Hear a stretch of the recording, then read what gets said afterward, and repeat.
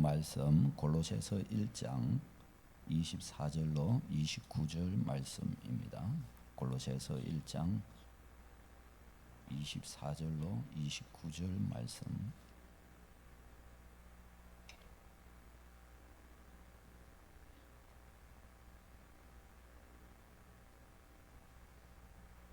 골로새서 1장 24절로 29절 말씀입니다. 교독하시겠습니다. 나는 이제 너희를 위하여 받는 괴로움을 기뻐하고 그리스도의 남은 고난을 그의 몸된 교회를 위하여 내 육체에 채우노라.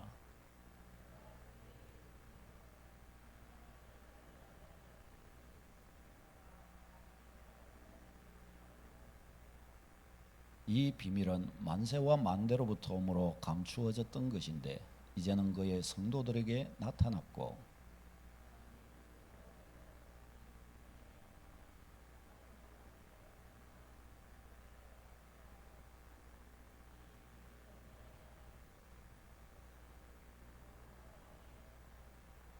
우리가 그를 전파하여 각 사람을 권하고 모든 지혜로 각 사람을 가르치면 각 사람을 그리스도 안에서 완전한 자로 세우려 함이니 이를 위하여 나도 내 속에서 능력으로 역사하시는 이의 역사를 따라 힘을 다하여 수고하노라. 아멘. 힘을 다하여 수고하노라. 오늘 말씀은 우리는 왜 복음을 전하는가 라는 제목으로 말씀을 전하도록 하겠습니다. 지난주까지 해가지고 우리가 한 달, 두 달여 동안 기도하면서 많은 분들을 주님의 교회로 이끌었습니다. 그래서 어떻게 해서든지 주의 복음을 저분들이 들을 수 있도록 하고자 그렇게 애를 쓰고 있습니다. 어떤 분들은 또 부모님을, 또 자녀를, 또 어떤 분은 이웃과 친구를 주님께로 이렇게 인도해 드렸습니다. 또 어떤 분은 열심히 노력을 했지만 또 지난주에 인도가 되지 못한 분들도 있습니다. 그렇지만 우리는 낙심할 필요 없이 계속해서 우리는 기도하면서 주님께로 이끌 수 있도록 그렇게 해야 하겠습니다. 저들이 하나님을 알고 또 하나님을 만나며 하나님과 교제할 수 있도록 그 자리로 우리는 열심히 이끌어야 하겠습니다. 우리에게 과제가 있습니다. 우리 자신이 이 땅을 살아가는 동안에 우리는 예수님 믿으면서 바로 천국 가는 게 아니잖아요. 우리가 이 땅을 살아가야 할 과제가 우리에게 남겨져 있습니다. 우리가 이 땅을 살아가면서 우리의 과제는 주님을 닮아가는 것입니다. 얼마만큼 주께로 이르렀든지 우리가 선 자리에서 우리는 지속적으로 주님을 닮아가기 위해서 열심히 믿음의 길을 우리는 매진해 가야 합니다. 그와 더불어서 우리에게 주신 중요한 과제로서 한 사람을 영원으로 인도하는 것입니다. 이것이 어떤 지난주와 같은 어떤 단회적인 행사에서 우리가 그칠 것이 아니고 이것을 지속적으로 추적해 가면서 그가 예수님을 믿을 수 있도록 인도해 주어야 합니다. 여러분, 우리가 세상을 이렇게 살면서도 좋은 것이 있으면 자꾸 소개를 해주잖아요. 처음에는 안 듣다가도 야, 이게 그게 아니고 이거다 하면서 자꾸 이야기를 해주면은 그것에 귀가 솔깃하여져서 가게 됩니다. 좋은 것이 있으면 자꾸 또 소개해주고 알려주고 그렇게 하는 겁니다. 그러니까 우리가 이 예수 그리스도의 복음, 이 놀라운 이 은혜를 가지고서 한 번, 두 번으로 이것이 또한 알려지지 않는 일들이 많습니다. 지속적으로 기도함으로 우리가 저들의 구원을 상상하면서 그 은혜 안에서 함께 설 것을 생각하며 또한 가문의 복음화를 위해서 생각하면서 함께 같이 이렇게 추적하면서 우리가 섬겨가야 하겠습니다. 우리는 그냥 우리 자신이 그냥 복음을 전했다는 것으로서 위안을 삼지 않도록 우리는 해야 하겠습니다.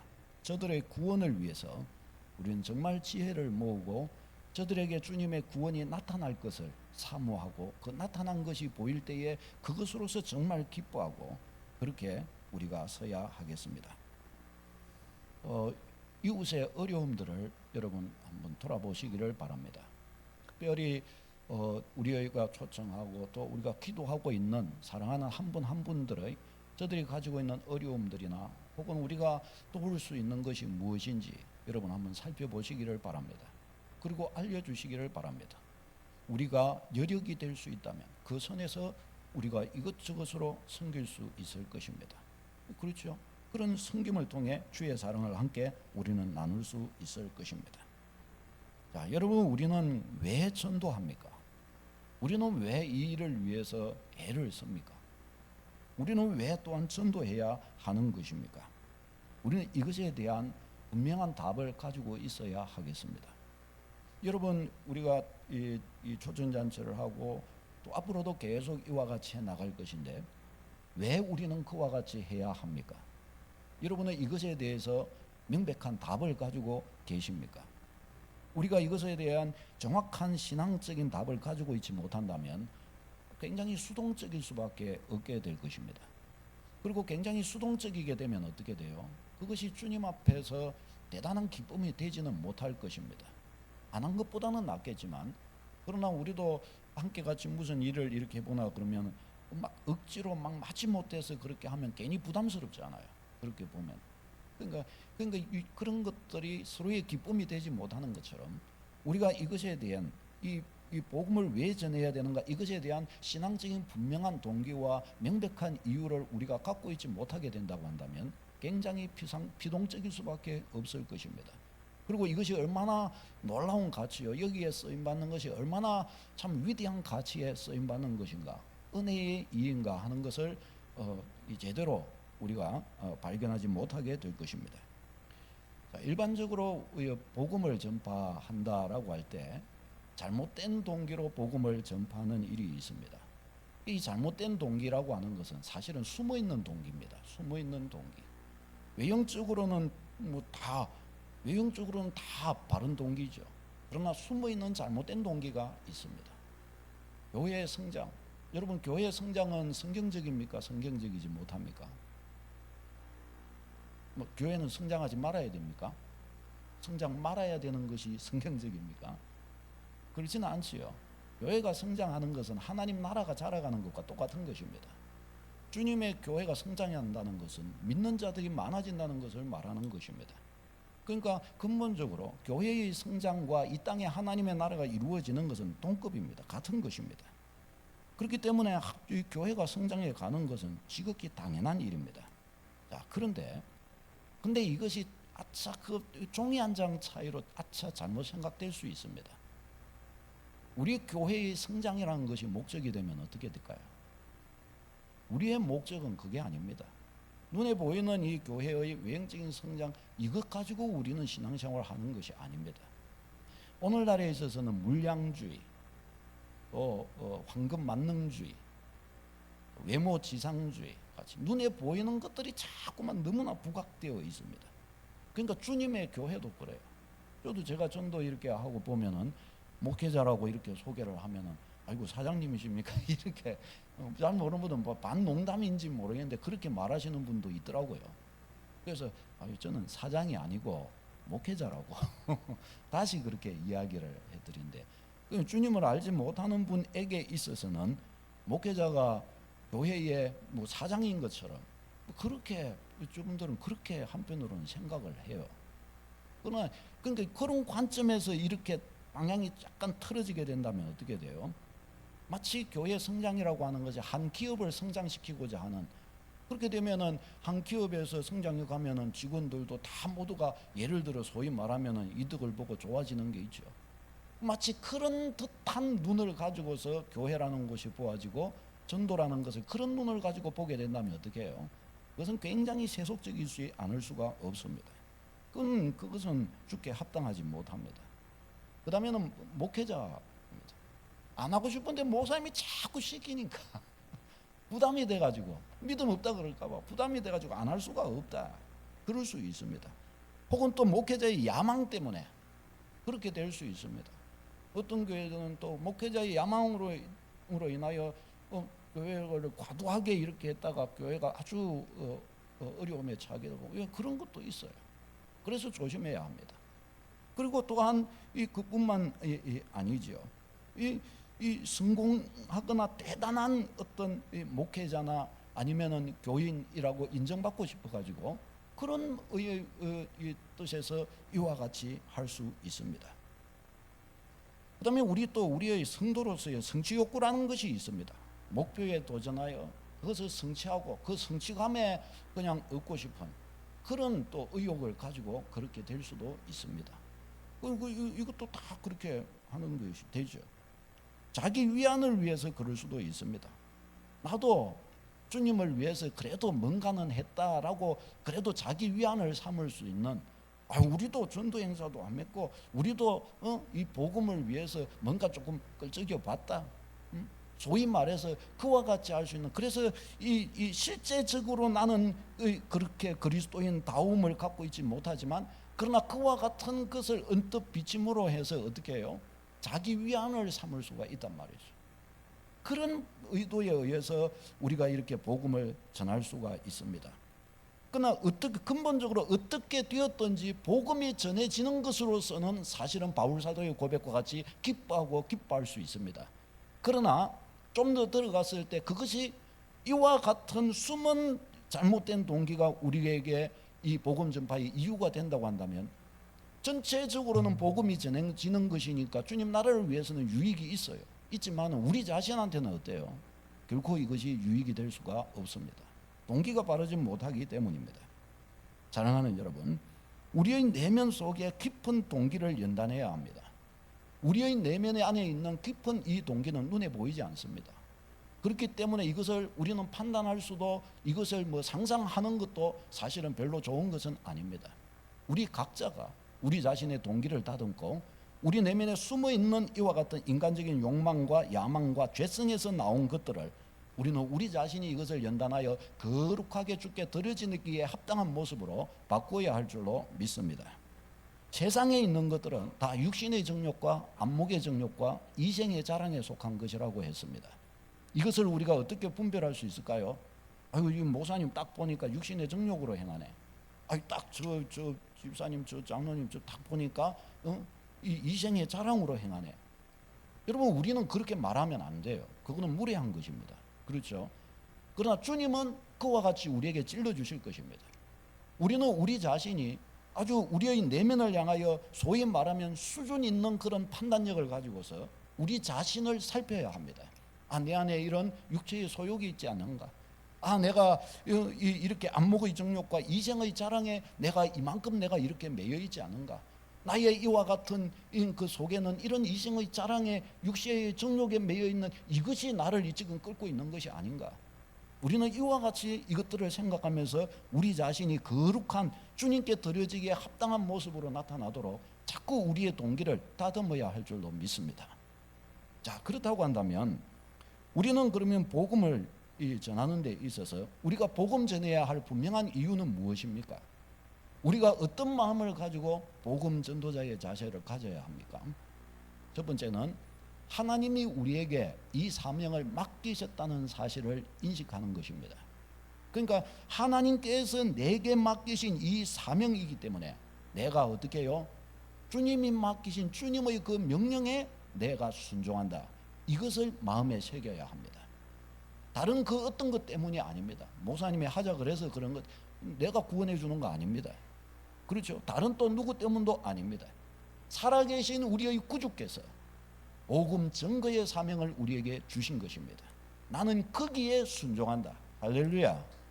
여러분의 믿음은 순종하는 바로 그 주님의 그 권위 앞에 순종하는 바로 그 믿음임을 고백하는 축복이 있기를 바랍니다. 여러분, 이것은 너무나 중요한 것입니다. 오늘 우리가 읽은 이 본문의 25절을 보면 하나님의 말씀, 25절 읽어볼까요? 같이 시작. 내가 교회에 일꾼된 것은 하나님이 너희를 위하여 내게 주신 직분을 따라 하나님의 말씀을 이루려 함이니라. 아멘. 하나님의 말씀을 이루려 함이니라 라고 이야기를 합니다. 26절에서는 이 하나님의 말씀을 감추어졌던 만세와 만대로부터 오므로 감추어졌던 비밀이라고 말씀을 해요. 그러면 이 비밀이 뭐냐? 만세와 만대로부터 창세 전부터 감추어져 온 비밀인 거예요. 이 비밀이 뭐냐? 27절로 가면 그것은 너희 안에 계신 그리스도라, 복음이라라고 그렇게 말씀하는 거예요. 그래서 이 골로새서가 말씀하는 만세와 만대로부터 엄으로 감추어지는 이 비밀이 바로 그리스도의 비밀이고, 다른 말로 하면 이게 복음을 말하는 것이에요. 복음은 이전 저 오래전부터 감추어져 왔던 것이라는 거예요. 그것이 2000년 전에 지금 이 1세기 당시에 그때에 어떻게 해요? 세상 가운데 완전히 드러난 것입니다. 복음이 뭐기에 세상 가운데로 이렇게 완전히 드러났을까요? 복음이 무엇이기에? 복음은 하나님이 죄인을 구원하기 위해 계획하신 하나님의 구원 계획이 복음입니다. 죄인을 구원하시기 위한 하나님의 유일한 구원의 계획, 구원의 길, 이게 복음이에요. 복음. 하나님은 이 비밀을 계속해서 모든 세대에 보류해 놓으셨다가 예수님 오시는 바로 그 시대에 2000년 전 예수님 오시는 그때부터 어떻게 해요? 완전히 세상 가운데로 이 비밀을 드러내셨다고 그렇게 말씀합니다. 왜 이것을 하나님은 비밀로 감추어 두셨다가 아껴놓고 두셨다가 왜 예수님이 때가 되어 예수님 안에서 이것을 다 드러내셨을까요?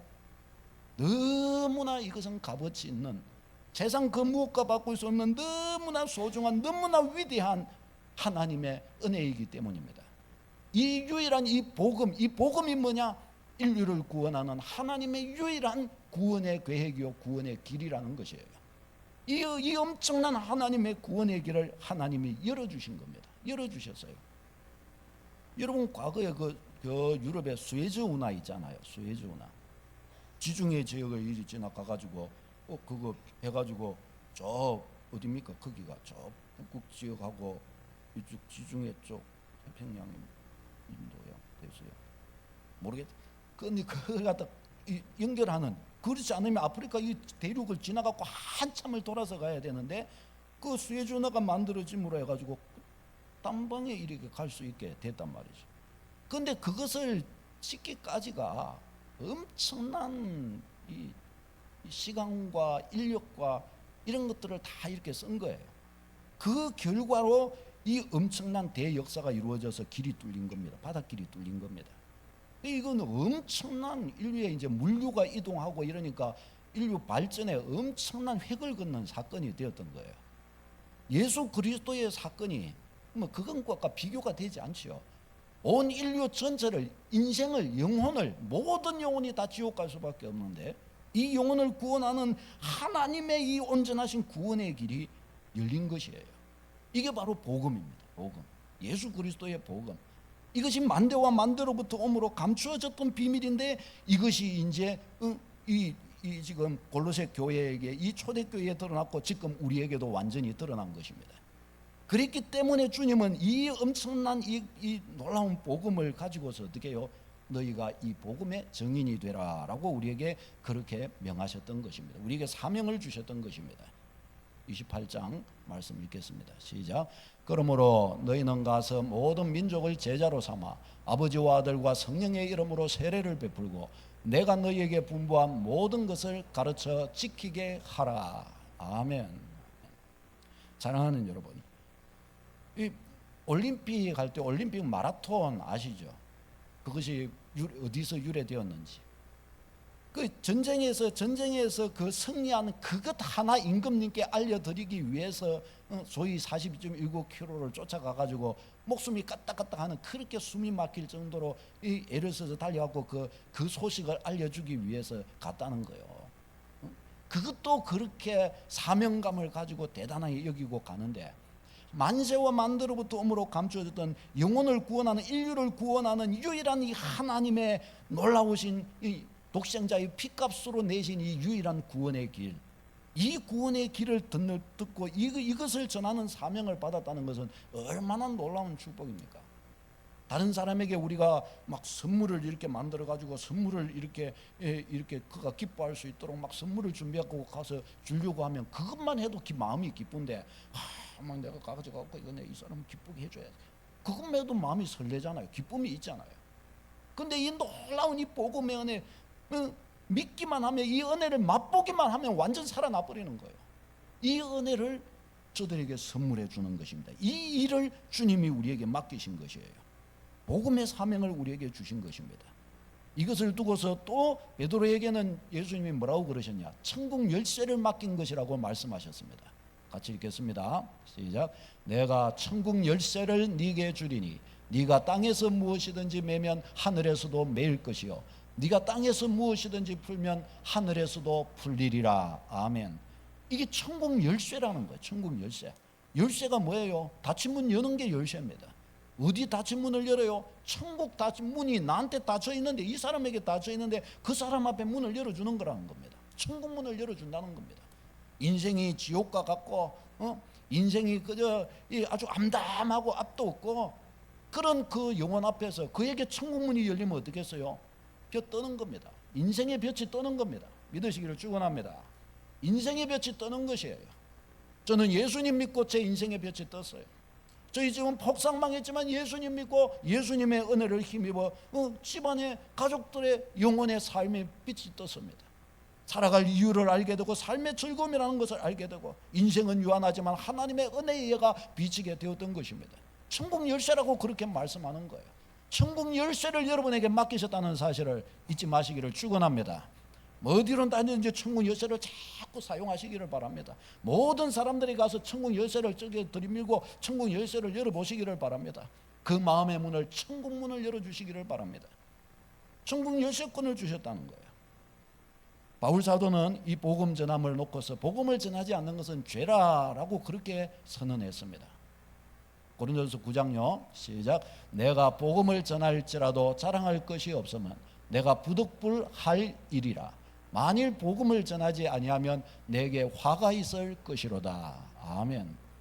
여러분, 바울 사도는 왜 자기가 복음을 전하지 않으면 화가 있을 것이라고 고백을 했을까요? 자, 여러분, 우리가 복음을 전하지 않는다고 한다면 우리는 사실 굉장히 못된 사람이라고 할 수 있습니다. 여러분, 복음이 뭡니까? 죄에 빠져 가장 불행한 삶을 살고 그 불행한 삶에서 건져서 영원한 구원을 이루는 하나님의 유일한 길이 복음입니다. 성경이 가르치는 유일한 길. 우리는 이것을 고백하고 믿고 있습니다. 예수님 안 믿으면 지옥 갑니다. 우리는 이것을 믿습니다. 맞습니까? 예수님 안 믿으면 천국 갑니까? 지옥 갑니까? 나머지는 잘 모르십니까? 지옥 갑니다. 예수님 안 믿으면 지옥 갑니다. 지옥 가니까 인생이 불쌍해지는 거예요. 제 지옥에 예비되어 있으니까 이 땅을 사는 것도 지옥 같은 삶이 될 수밖에 없는 것이에요. 자기가 알든지 모르든지 그렇게 될 수밖에 없는 것입니다. 그러니까 이건 아주 불행한 일이에요. 그런데 이 유일한 이 놀라운 이 기회를 나만 알고 있고 나만 가지고 입을 딱 닫고 있어요. 그러면 어떻게 해요? 그럼 이건 굉장히 악한 행동이잖아요. 사람이 예를 들어서 요즘에 암이라고 하는 게 다 뭐 최고로 그런 병이잖아요. 그거 안 걸리면 죽는다. 뭐 그렇지 않아도 다 죽기는 하지만 그런다 하잖아요. 근데 우리가 한 알약을 하나 개발했는데 이 알약 한 알만 딱 먹으면 두 알 먹을 필요도 없고 한 알만 딱 먹으면 그냥 나쁜다. 거기서 암에서 완전히 치유받는다라고 해보십시다. 근데 그걸 나만 먹고 다른 사람한테 아무도 안 줬어요. 나는 그 개발 만들 줄 아는 법도 알고 있고 나는 그 약도 알약도 많이 가지고 있습니다. 근데 아무한테도 걸려서 지금 고통하고 아파하면서 지금 병원을 다니면서 죽어가고 있는 한 사람이 있는데 그걸 보면서 나는 이걸 딱 가지고 한 알 먹었으면 이제 나는 더 필요도 없어요. 한 알만 먹으면 끝나니까. 그런데 가지고 있어요, 나는. 근데 이걸 그 사람한테 안 줘요. 왜 안 주냐? 귀찮아서. 왜 안 주냐? 그냥. 왜 안 주냐? 저 사람 낳는 게 싫어서. 예를 들어서 그러면 어때요? 이 사람은 사실은 굉장히 못된 사람이에요. 그렇지 않습니까? 사실은 못된 사람인 거예요. 참 못된 거예요. 여러분, 우리 믿음의 백성이 이 눈을 가져야 합니다. 바울 사도가 왜 자기가 부득불 복음을 전해야 하며 복음을 전하지 않으면 자기에게 화가 있을 것이라고 저렇게 고백한가 하면 바로 이것 때문입니다. 그는 자신이 복음을 싫어했고 그는 교회를 받게 했던 사람입니다. 그러다가 그리스도 교회를 받게 하기 위하여 다메섹으로 가던 중에 부활하신 예수님을 만나고 그 순간 완전히 바뀐 사람이잖아요, 바울이. 그러다 보니까 그가 예수 안에서 자기가 얻은 이 구원의 은혜를 너무 감격하여 이제 온 사방다면서 복음을 전하는 거예요. 복음을 전하며 온갖 고생을 다 하고 그랬는데도 어떻게 해요? 감지덕지 않은 거예요. 왜? 나는 반드시 지옥 갈 수밖에 없는 자이지만 이렇게 내가 하나님과 교회를 박해하며 그렇게 사는 하나님께 원수가 되었던 자임에도 나 같은 자에게 하나님이 이다지도 큰 은혜를 주셨으니 내가 유한이라고 하는 오래 살아봐야 오래 사역해봐야 30년 40년 길어야 50년인데 내가 그것을 바쳐서 영혼을 선물로 받으니 하나님 이 은혜 너무나 감사합니다. 이렇게 됐던 거예요. 그런 하나님 앞에 죄송한 마음과 하나님이 주신 그 한량없으신 은혜의 크기를 알고 있기 때문에 어떻게 해요? 그리고 또 이 복음의 비밀서로 만세와 만대로부터 오므로 감추어진 이 은혜가 자기에게 드러난 이 사실이 이 엄청난 이 값어치 앞에서 바울 사도는 이것을 전하지 않으면 내게 화가 있을 것이다 라고 바로 하나님 앞에 인격적인 고백을 그렇게 했던 것입니다. 사랑하는 여러분, 우리는 이 사실을 마음에 새겨야 할 줄로 믿습니다. 우리가 그리스도의 백성이고 우리 인격이 살아있다고 한다면, 우리가 인격적으로 주님께 고백한다고 한다면 우리는 주님께 죄송해야 합니다. 아무리 우리가 복음을 전한다 할지라도 주님, 나 같은 자를 위해 이렇게 구원해 주셨는데 나는 내 형제를 위해 정말 이 목 한번 아파지근다거나 아니면은 애써서 내가 이 한 끼를 내가 굶어서라도 그 사람을 주께로 인도하는 일은 이렇게 내가 소홀했습니다. 내가 이런 모습을 가지고 내 구주의 복음을 믿는단 말하기 내 참 부끄럽습니다. 우리는 주님 앞에 참으로 이렇게 고백하는 마음이 필요해요. 내 형제가 이렇게 죽어가고 있고 있음에도 불구하고 주님, 저 형제를 위해 내가 눈물 흘리고 땀 흘려서 주님은 우리를 위해 흐르는 땀이 핏방울 같은 그런 지경에 이르기까지 우리를 놓고 기도하셨다고 그랬는데 나는 주님 이 한 끼를 내가 그를 위해 금식해 보지도 못하는 이 죄인을 주여 용서하옵소서. 다음에는 내가 주님 반드시 그렇게 나아가 보겠습니다. 아주 우리는 이 주님 앞에 그와 같은 우리의 고백이 필요한 줄로 믿습니다. 우리가 인격적으로 주를 고백하고 만난다면 우리는 복음 앞에 그러해야 합니다. 사랑하는 여러분, 이단과 우리 일반 정통 신앙과의 중요한 차이가 뭐가 있을까요? 어떤 면에서는 중요한 딱 한 가지의 차이예요. 사람이요, 복음을 말씀을 이해하고 이해하지 못하고 이거 종이 한 장 차이입니다. 이해해도 완전히 이해할 수 없어요. 그렇잖아요. 근데 딱 변화된 딱 한 가지의 차이가 있어요. 큰 차이가 있습니다. 그게 뭐냐? 불신자는 마귀를 닮았어요. 신자는 하나님을 닮았어요. 우리 주 예수 그리스도를 닮았어요. 그러면 하나님을 닮은 것과 마귀를 닮는 것 차이를 딱 하나만 들라고 하면 뭐라고 말할 수 있을까요? 하나님은 사랑이시라고 그랬어요. 그러니까 하나님을 닮으면 자꾸 사랑하는 대로 자꾸 가려고 그래요. 자꾸 사랑하고 싶은 대로 가는 거예요. 사랑은 낮은 대로 자꾸 흐르는 거예요. 내 형제가 잘 됐으면 좋겠고, 내 형제가 높아졌으면 좋겠고, 내 형제가 좀 기뻐했으면 좋겠고, 내 형제를 좀 높여줬으면 좋겠고. 그러려면 어떻게? 나는 자꾸 낮은 대로 가지고 나는 자꾸 좀 부족해도 내 형제에게 좋은 게 않고 좋은 것을 자꾸 대하려고 하고. 이게 주님 닮은 거예요. 그런데 이단 마귀 닮은 것에는 뭐가 있을까요? 삭막한 거예요. 마귀 닮은데 그 삭막함은 어디서 와요? 높아지는 데서 오는 거예요. 높아지는. 마귀가 왜 마귀냐? 하나님처럼 되려고 하는 게 마귀예요. 그래서 마귀적인 것은 딱 하나예요. 그 특징이 전체가 다 모아갖고 하나로 딱 가는 거예요. 어디로 가냐? 높아지는 대로 가는 거예요. 높아지는 대로. 어디까지 높아지려고 하냐? 하나님까지 높아지려고 하는 대로 가는 거예요. 그래서요, 이단과 사입은 아주 결사적이에요. 왜? 밟아야 되니까. 밟고 일어서야 되니까. 올라서야 되니까. 그렇게 가는 거예요. 그러나 우리 믿음의 백성은 어떻게 하는 거예요? 우리는 어쨌든 같이 가자 그러는 거예요. 같이 가자. 넘어진 자, 자빠진 자 같이 와서 달래고 얼르고 함께 같이 이야기 나누면서 함께 같이 기뻐하자. 형제요. 일은 다 주소는 다 주님이 하시는 거니까 우리는 어떻게? 우리는 함께 같이 사랑함으로 주님의 사랑 안에서 우리는 세워져 가세. 이렇게 가는 것입니다. 한 영혼의 고통과 한 영혼의 아픔을 그저 감싸가면서 같이 기도해 가면서 그와 같이 나아가는 것입니다. 이게 이 복음이에요. 복음의 은혜인 것입니다. 바울 사도는 이 복음에 대한 빛을 쥐고 있어서 내가 복음의 빛을 줬다라고 그렇게도 이야기했고, 그리고 저희 고린도전서 9장에서는 어떻게 해요? 복음을 전하지 않으면 내게 화가 있을 것이다. 이 엄청난 하나님의 이 놀라우신 이 위대한 영혼을 구원하는, 믿기만 한다면 구원해 주시는 예수님의 피의 이 놀라운 축복을 내가 가지고 있으면서 이것을 전하지 않는다면 지옥에 떨어지는 사망에 이르는 질병을 가진 영혼을 이 한 예수의 약 이 하나만 딱 먹으면 그의 평생에 살게 되는데 내가 이것을 감추어두고 나만 먹고 만다 보면 내가 너무나 악한 자인 것 아니냐. 이런 자가 심판을 안 받으면 누가 받겠냐. 바울 사도는 스스로 자기를 향하여 그와 같이 말했던 것입니다. 여러분, 이것이 맞는 말입니까? 틀린 말입니까? 맞는 말 맞잖아요. 맞는 말이잖아요. 이 맞는 말 앞에 우리는 서야 하는 것입니다. 이와 같은 이유를 가지고서 우리는 어떻게 해요? 주님이 너는 복음을 전파하라 하는 그 말씀 앞에 우리는 수종 들어야 할 줄로 믿습니다. 이것이 바른 자세. 이것이 바른 자세인 거예요. 바른 자세.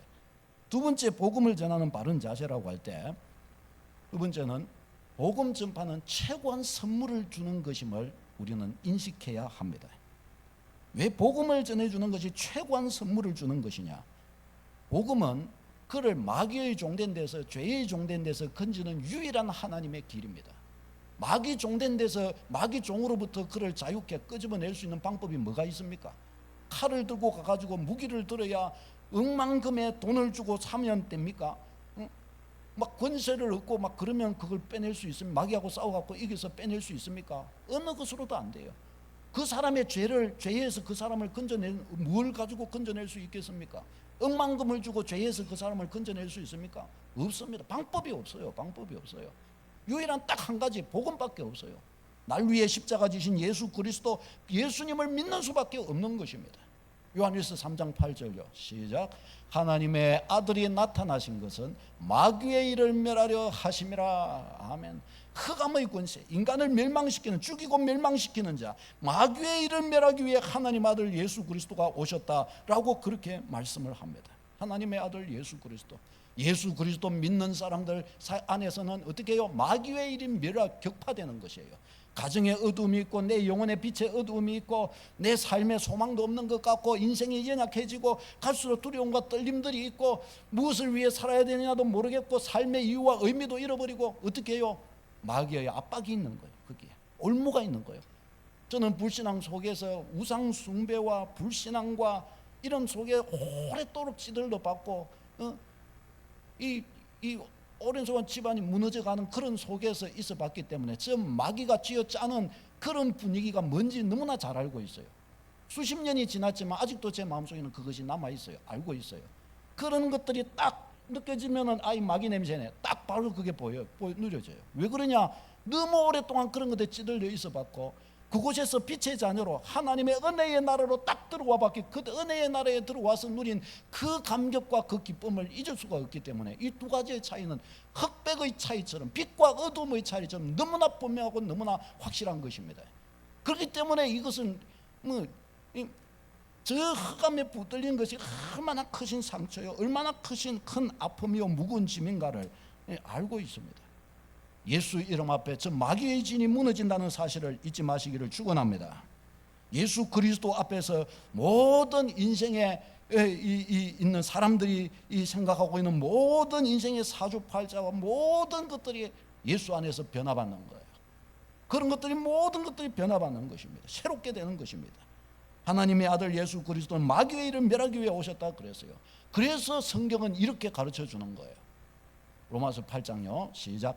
하나님을 사랑하는 자 곧 그의 뜻대로 부르심을 입은 자들에게는 모든 것이 합력하여 선을 이루느니라. 아멘. 모든 것이 예수 그리스도 안에서, 하나님을 사랑하는 마음 안에서, 주님의 뜻대로 살고자 하는 마음 안에서 나의 지난날에 굽어진 것, 지난날의 나의 눈물, 지난날의 나의 실패, 이 모든 것까지도 합하여져서 어떻게 해요? 아름다운 선이 되는 쪽으로 딱 조각 그림이 맞추어진다는 것입니다. 아이고 지난날에 나의 저런 실패했던 저런 과거는 그만 내 인생에서 싹 빠졌으면 좋겠다 그렇게 싶었는데 그것이 있었기 때문에 지금의 아름다운 나로 하나님께서 만들어주는 중요한 근거가 되어버리는 것이에요. 저는 제가 고등학교 시절에, 고등학교 특히 1학년 시절이 너무나 고되고 힘들었어요. 그만 그게 내 인생에서 빠졌으면 좋겠다 싶은데, 그런데 그게 빠지면 안 돼요. 제 인생에서. 왜냐? 그때 저는 주님을 만났기 때문입니다. 저는 그때 그것으로 인하여 주님을 만났어요. 혼자서 집에서 있다가 울다가, 자취방에서 울다가 나는 죽을까 그러다가 머리 깎고 절에 갈까 이러다가 험한 때만 생각을 다 하다가, 그러나 그때 교회 가고 그때 주님을 만난 거예요. 그때부터 믿음의 사람이 되었던 것입니다. 그 어떻게 해서 그래야 되냐? 만일에 제가 그때 주님을 못 만났으면 그때 죽었을지도 몰라요. 그때 저는 지금 머리 깎고 있을지도 몰라요. 머리 깎아가지고 이렇게 진짜 그러고 있었을지도 몰라요. 주님을 만나고 나서 생각해 보니까 그때의 그 일이 저로 주님을 참으로 만날 수 있는 자가 되도록 저를 이끌어 주었고, 지나놓고 보니까 그때 벌써 저는 죄송한 말이지만 목회자의 자질을 갖추기 시작했던 겁니다. 왜? 너무 인생에 찌들린 그 앞에서 주님께로 굽어진 거예요. 주님께로 영혼이 굽어지는 거예요. 그러니까 만들어져 가는 거예요. 만들어져 가는 거예요. 여러분, 우리는 이것을 놓치지 말아야 합니다. 예수 그리스도 안에서 있는 이 놀라운 선물, 죄의 종, 마귀 종에서 그를 건져주는 복인 거예요. 또 있어요. 삶의 무거운 짐을 능히 감당할 수 있는 복이 되는 거예요. 복음의 은혜 안에서 어떤 인생의 무거운 짐도 당당하게 감당하고 그것이 복이 되게 만드는 능력이 있는 거예요. 고린도전서 10장요. 시작. 사람이 감당할 시험 밖에는 너희가 당한 것이 없나니 오직 하나님은 미쁘사 너희가 감당하지 못할 시험 당함을 허락하지 아니하시고 시험 당할 점에 또한 피할 길을 내사 너희로 능히 감당하게 하시느니라. 아멘. 예수님 보혈 안에 이렇게 하신다는 거예요. 우리가 감당할 것으로 주신다는 거예요. 감당하지 못할 것 같으면 주님이 다른 길을 주신다는 거예요. 피할 길을 주님이 주신다는 거예요. 할렐루야. 제가 지금까지 저도 살아 이렇게 오면서 이것을 너무 많이 경험했어요. 능히 감당할 뿐만 아니라 도저히 나는 퍼졌다 못하겠다 이렇게 할 때는 이상하게 주님의 길이 열리는 거예요. 주님의 길이. 무수한 그런 길이 열리는 거예요. 그런 놀라운 길이. 여러분, 이거 한 번 누려보고 나면 주님의 사랑 때문에 잠을 못 자요. 감사해서. 아이고, 나의 구주께서 이렇게 하셨구나, 이렇게 하시는구나. 주님은 또한 그뿐만 아니에요. 세상 끝날까지 함께 해주겠다고 말씀합니다. 28장 20절로 시작. 볼지어다 내가 세상 끝날까지 너희와 항상 함께 있으리라. 아멘. 저기에서 내가가 누구십니까? 주 예수 그리스도이십니다. 그분은 하나님이십니다. 그분은 구원자이십니다. 그분은 모든 절대 주권을 가지신 분이십니다. 그분이 우리와 함께 하시겠다 약속하고 계십니다. 얼마나 놀라운 축복입니까? 그 사람에게 복음을 전했는데 그가 복음을 받으면 예수님을 소유한 게 된 거예요. 그의 평생에 주님이 그와 따라 함께 하시는 거예요. 얼마나 놀라운 축복입니까? 더 나아갑니다. 천국이 그를 위하여 예비되어 있습니다. 요한복음 14장요. 시작. 너희는 마음에 근심하지 말라. 하나님을 믿으니 또 나를 믿어라. 내 아버지 집에 거할 곳이 많도다. 그렇지 않으면 너희에게 일렀으리라. 내가 너희를 위하여 거처를 예비하러 가노니. 아멘. 너희 근심하지 말라. 아버지 집에 거할 곳이 많고 내가 너희를 위한 거처를 예비하러 가노니 라고 주님은 그렇게 말씀하셨습니다. 우리를 위한 거처가 예비되어 있는 거예요. 이 우리가 누굽니까? 예수 그리스도 안에 있는 자, 예수 그리스도를 모신 사람, 그를 위하여 하늘 처소가, 우리가 들어가야 할 하늘집이 예비되어 있다는 것입니다. 우리가 예수님을 누군가에게 전할 때 바로 그 사람에게 바로 이 하늘 처소를 선물하는 것과 같은 거예요. 우리가 주는 건 아니지만은 우리가 어떻게 해요? 그 사람에게 하늘 처소를 그가 얻을 수 있도록 문을 열어주는 것이에요. 문을 열어주는. 이게 얼마나 놀라운 선물을 주는 것입니까? 바로 이것을 알고 우리가 복음 앞에 서야 합니다. 누군가에게 우리가 복음을 전할 때 이것이 얼마나 위대한, 얼마나 큰 선물을 그에게 주는 것인지 그는 몰라도 우리는 알고 그렇게 할 줄 알아야 합니다. 할렐루야. 그 다음에 세 번째가 있습니다.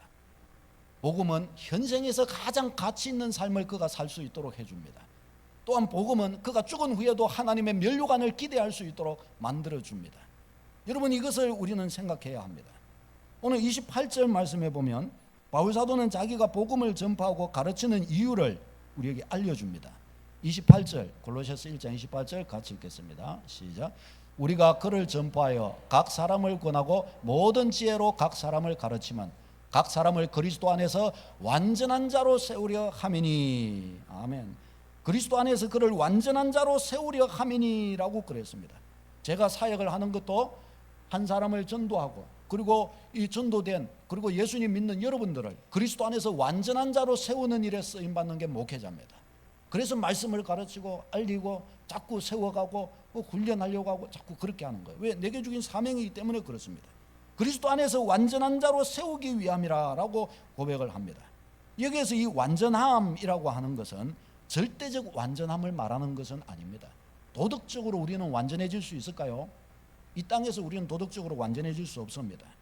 여기서 이 완전함이라는 표현은 성인이 된 상태, 성숙한 상태, 이것을 말하는 것입니다. 절대적 완전함이 아니라 성숙한 자가 되게 하려 한다라는 것이에요. 성숙한 자, 성숙한 자로 만들어가고자 한다는 겁니다. 성숙한 자. 바울 사도가 복음을 전하고 진리를 가르치고 그와 같이 수고하는 것은 그리스도 안에서 한 명의 성숙한 자를 세우고자 함인 것입니다. 왜 한 명의 성숙한 자를 세우고자 하는 것일까요? 그는 또 다른 사람을 변화시키는 주님의 사람으로 위대한 삶을 그는 살 수 있게 될 것입니다. 그건 뭐예요? 그것이 뭐예요? 현생에서 가장 가치 있는 삶을 살 수 있게 될 것이란 말이죠. 흐느적거리며 자기 영광만을 위하고 그냥 살다가 죽으면 지옥 가버리고 아무 소망 없는 것을 위해 떵떵거리고 배나 자꾸 불리려고 하고 그렇게만 살려고 했던 그 한 사람에게 어떻게 해요? 영원한 가치가 있는 영원한 믿음의 삶을 살도록 그를 이끌어준다는 것입니다. 성숙된 한 명의 그리스도인이 되어서 가장 인생에 가치 있는 일을 위하여 하나님이 가장 기뻐하시고 하나님이 가치 있다 여기시는 일을 위하여 그는 쓸 수 있는 사람이 되는 것입니다. 그리스도 안에서 장성한 자, 현생에서 가장 가치 있는 삶을 살 수 있게 해주는 겁니다. 그것뿐입니까? 예수님을 믿고 생명을 소유하고 있으니 그는 죽어도 이제 문제가 없는 거예요. 현세에서 가치 있는, 하나님 보시기에 가치 있는 삶을 살았으니 그는 죽음 앞에서도 어떻게 해요? 당당할 수 있는 것입니다. 왜 죽음 앞에서도 당당할 수 있냐? 복음 들고 믿음의 가치 있는 삶을 걸었던 바울 사도는 이렇게 고백했어요. 시작. 이제후로는 나를 위하여 의의 면류관이 예비되었으므로 주 곧 의로우신 재판장이 그날에 내게 주실 것이며. 아멘. 이 디모데후서 말씀이 바울 사도가 이제 이 죽기 순교하기 얼마 전에 쓰여진 이 서신이 이 디모데후서입니다. 바울의 마지막 편지가 이 디모데후서예요. 근데 이 디모데후서를 쓰고 이제 그게 죽을 날이 사형당할 날이 가까이 온 것을 바울 사도가 알고 있어요. 디모데후서를 보면은 그것을 앞에 두고서 이 고백을 하는 거예요. 이제후로는 나를 위하여 의의 면류관이 예비되었는데 이 면류관은 누가 주느냐? 나의 의로우신 재판장이신 주께서 내게 주실 것이다 라고 고백하는 거예요. 왜 이 고백을 하는 거예요? 믿음으로 그에게 주신 복음의 은혜를 따라 생명을 다하여 믿음의 길을 달려가 놓고 나니 죽음 앞에서도 이와 같은 소망이 가득하게 된 거예요. 이제 나를 위하여 의의 면류관이 예비되었으므로 그는 이렇게 고백을 하고 있는 것입니다. 저는 이 바울 사도의 이 같은 이 고백을 너무 참 기대하고 사모합니다. 저도 때가 되면 이 땅을 떠날 거 아닙니까? 이 땅을 제가 떠나게 될 때 저는 꿈을 꾸고 있습니다. 무슨 꿈을 꾸냐? 주님 앞에 갈 그날이 갖고 오면 그날을 제가 정말 사모하는, 진짜 사모하는 사람으로, 아직까지 그만큼 사모하지를 못해요. 죽는 게 두렵고 그래요. 그러니까 그만큼 사모하는 사람으로 나타나기를 기대하고, 그리고 내가 죽음 순간이 최고의 영화로운 시간이 될 것이다. 왜? 나에게 이제 의의 면류관을 씌워주실 나의 주님을 내가 만날 것이니 나는 이 시간이 기대가 되고 기다려진다. 나 또한 이렇게 고백되기를 원하는 거예요. 그런데 지금 죽으면 안 되겠죠. 왜냐? 준비가 돼야 되니. 준비가 덜 된 거예요. 그래서 내가 부족해서, 그래서 여러분 죄송하고요. 그래서 이렇게 해야 되는, 저도 더 주님 앞에 서야 될 일이 있는 거예요. 죽으면 죽으리라 책에 그 안희숙 사모님 그 일제시대 때 평양교도소에 7년을 복역하면서 순교하기 일주일 전인가 2주 전인가 정말 기적적으로 이렇게 노임을 받은 분, 이 안희숙 사모님의 죽으면 죽으리라 이 책에 보면은 이 사모님이 이분이, 제가 이분 감정이 참 놀라운데, 이분이 너무나 주님 나라에 가고 싶은 거예요. 너무 천국 가고 싶은 거예요. 너무나. 그래갖고 빨리 갔으면 좋겠는데 안 죽는 거예요. 그러니까 그리고 이분이 해외 집회를 가든지 이거 감옥에서 이때 하나님의 역사와 은혜를 온 세계 만방에 알렸거든요. 그러면 이분이 또 어디에서 불러서 집회를 가면은 꼭 그런데요. 하나님 이분 갔다 오면은 저 불러주실란가요? 이분만 가면은 제 사명은 끝난 건가요? 언제 불러주실란가요? 이랬다는 거예요, 이분이. 근데 한 번은 이분이 이제 집에서 이리 있다가 가슴이 아파가지고 이렇게 만지니까 뭐가 덩어리가 한 게 있더라는 거예요. 그래서 이분이 갑자기 딱 생각이 든 게, 아하, 이제 주님 앞에 갈 수 있겠구나. 이분이 그렇게 생각을 했대요. 그래가지고 이것을 아무도 모르게 꼭꼭 감추어뒀대요. 나중에는 이게 꼴마 터져가지고 이렇게 아파갖고 도저히 어쩔 수 없는 상태가 지경까지 갔대요. 그래갖고 남편 목사님께 아, 내가 이게 너무너무 아프다고 이렇게 가서 보이는데 뭐 이게 뭐 온몸에 암덩어리가 퍼진 것처럼 벌써 막 모양이 그렇대요. 목사님이 놀래가지고 어찌 이 지경이 될 때까지 이걸 갖다가 그랬냐 그러니까 아이고 말하지 말라고, 나는 하나님 앞에 빨리 가고 싶다고 막 이런 거예요. 그런데 이렇게 했는데 그래도 목사님이 이 사람이 해가지고 막 들쳐업고서 병원을 간 거예요. 아니나 다를까 하니까 뭐 이러니까 이 검사를 하니까 암인 거예요. 지금 바로 수술을 해야 된다 해서 병원에서 바로 날짜까지 잡아버린 거예요. 그런데 이 사모님이 이제 나는 안 할래요, 나는 안 할래요, 나는 이제야 기회가 왔는데 내 평생의 소원, 내 평생의 소원, 아버지 앞에 갈 날이 내가 다가왔는데 내가 이 기회를 내가 어떻게 놓칠 수 있냐면 나는 안 할래요, 나는 안 할래요. 그런데 뭐 남편 목사님이 뭐 막무가내죠. 당신은 삶으로서 이렇게 해가지고 신앙생활을 그렇게 하면 되느냐고. 그건 너무 좀 특별한 거지 않냐고. 좀 너무 특별하게 하지 말고 보통으로 해야지, 상식적으로 해야지. 아프면 병원 가고 또 기도도 하지만 병원도 가서 약도 먹어가면서 같이 그렇게 치료를 하고 그래야지. 당신 그렇게 막무가내로 그러면 성도들이 보고 이상한 거 배운다고. 그렇게 하면 안 된다고. 그래서 수술해. 그래가지고 남편이 그렇게 따가니까 사모님이 믿음이 좋으니까 남편에게 순종해야 된다는 걸 알거든요. 그러니까 남편에게 순종은 해야 되는데 천국은 가고 싶고 이게 도저히 이게 안 되고 또 아픈 거예요. 너무 아프니까 또 이것도 참지는 또 못하겠고. 그래가지고 집에 그날부터 와가지고 이제 날짜 정해졌다고 그러니 기도를 하는데 이게 도저히 이게 뭐 답답한 거예요. 근데 수술을 받으러 가기 하루 전날 너무 속이 상하고 너무 답답하더래요. 그래가지고 하나님 앞에 밤새도록 울면서 기도했대요. 하나님, 나는 수술 안 하고 아버지 집에 빨리 가고 싶은데 그런데 또 아파는 죽겠고 이거 어떻게 해요? 안 아프게만 해주시고 빨리 데려가 주세요. 안 아프게만 해주시고 데려가 주세요. 그러다가 잠이 들었대요. 그래갖고 그 다음날 수술을 하기 위해서 일났는데 이제 이 준비를 하고 가는데 이상하게 홀가분하면서 아무데도 안 아프더래요. 그래가지고 병원에 이렇게 갔는데 꼬마 하나님 안 아프게만 해달라 그랬는데 이 암까지 싹 가지고 가버리셨대요. 그래가지고 깨끗이 치유되고 또 집회하러 또 다닐 수밖에 없었다고. 그거 보면 그 책에 보면 나와요. 간증이 나와요. 또 따라하지 마세요. 따라하지 마세요. 그분 믿음은 알면서 따라하다가 또 저한테 목사님이 그래 이야기해가지고 나는 그리 하라 안 했어요. 그분 간정이에요. 그분 간정. 제 간정도 아니고 저도 그렇게 못하겠어요. 근데 그분 간정이에요. 그래가지고 그분은 그랬대요. 제가 그때 제가 그 청년 때 이것을 읽어봤는데 그걸 보면서 진짜 주님 나라를 사람이 저렇게 사모하며 저렇게 갈 수 있는가 라는 의구심마저 들더라고요. 그런데 그렇게까지 되더라는 거예요. 그렇게까지. 그런 사모함으로.